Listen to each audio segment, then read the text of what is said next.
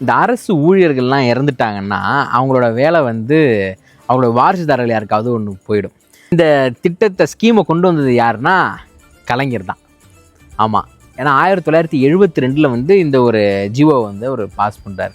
அதன்படி என்னன்னா, ஒரு அரசு ஊழியர் ஒருத்தர் இருந்தாருன்னா அவர் பணியின் போது இறந்துட்டாருன்னா அவருடைய மனைவிக்கோ அல்லது மகனுக்கோ, மகள் திருமணமாகாதவராக இருந்தால் மகளுக்கோ, ஒருவேளை மகளுக்கு திருமணமாகி அவர்கள் வந்து விவாகரத்து ஆயிட்டாலோ இல்லை அந்த மகள் வந்து விதவை ஆகிட்டாலோ அவங்களுக்கும் சேர்கிறதுக்கு இதில் நாம்ஸ் இருக்குது.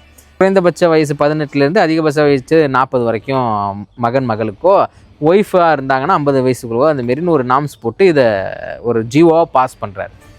இது வந்து அப்போதைய அரசு ஊழியர்களால் பெரிதும் வரவேற்கப்பட்ட ஒரு திட்டமாக ஒரு ஸ்கீமாக இருந்துச்சு. இன்னொரு ஆடட் பாயிண்ட் என்னென்னா, அந்த ஒரு ஜிஓ பாஸ் ஆனோடனே அதில் கிடைத்த முதல் வேலை ஒருத்தருக்கு கிடைச்சது இல்லையா, அவர் வந்து நான் சார்ந்திருக்கக்கூடிய மயிலாடுதுறை மாவட்டத்தை சேர்ந்தவர். ஒரு சாதாரண கிளரிக்கல் போஸ்ட்டில் அவர் அப்பாயிண்ட் ஆகி அவர் ரிட்டையர் ஆகும்போது கிட்டத்தட்ட ஒரு அடிஷ்னல் கலெக்டராக கிரேடுக்கு ரிட்டையர் ஆனாங்க. அதில் வந்து ஒரு சின்ன ஆடட் பாயிண்ட்டாக நான் சொல்லிக்கிறேன்.